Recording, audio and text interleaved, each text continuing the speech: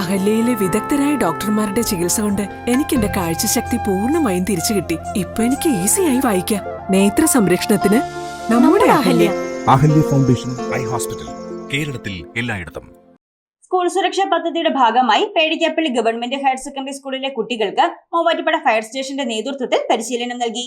Muvattupuzha fire and rescue station officer KN Satheesan ഉദ്ഘാടനം ചെയ്തു.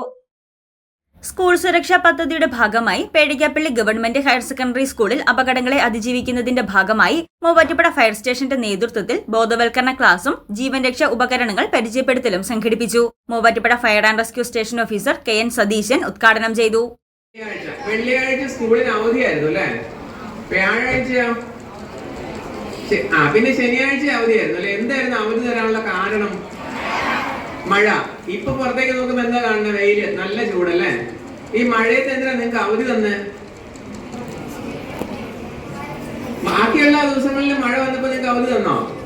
വെള്ളിയാഴ്ചത്തെ മഴയ്ക്ക് എന്തോ പ്രത്യേകത ഉണ്ടായിരുന്നു, അതുകൊണ്ട് അവധി തന്നു, ശരിയല്ലേ? അതെന്തായിരുന്നു ആ പ്രത്യേകത?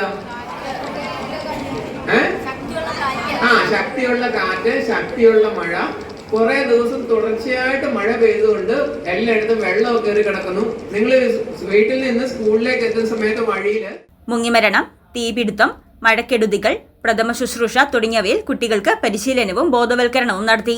Senior fire and rescue officer Nisar Meeran, fire and rescue ഓഫീസർമാരായ നിബിൻ ബോസ്, റിയാസ് കയം എന്നിവർ ക്ലാസുകൾക്ക് നേതൃത്വം നൽകി. ഹെഡ്മിസ്ട്രസ് സഫീന A അധ്യക്ഷത വഹിച്ച യോഗത്തിൽ അധ്യാപകരായ Rahmath PM, Sabitha PE, Noufal KM, school counsellor Anumol PR എന്നിവർ പ്രസംഗിച്ചു.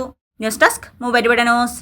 അഹല്യയിലെ വിദഗ്ധരായ ഡോക്ടർമാരുടെ ചികിത്സ കൊണ്ട് എനിക്ക് എന്റെ കാഴ്ചശക്തി പൂർണ്ണമായും തിരിച്ചു കിട്ടി. ഇപ്പൊ എനിക്ക് ഈസിയായി വായിക്കാം. നേത്ര സംരക്ഷണത്തിന് നമ്മുടെ Ahalya. Ahalya foundation eye hospital, കേരളത്തിൽ എല്ലായിടത്തും.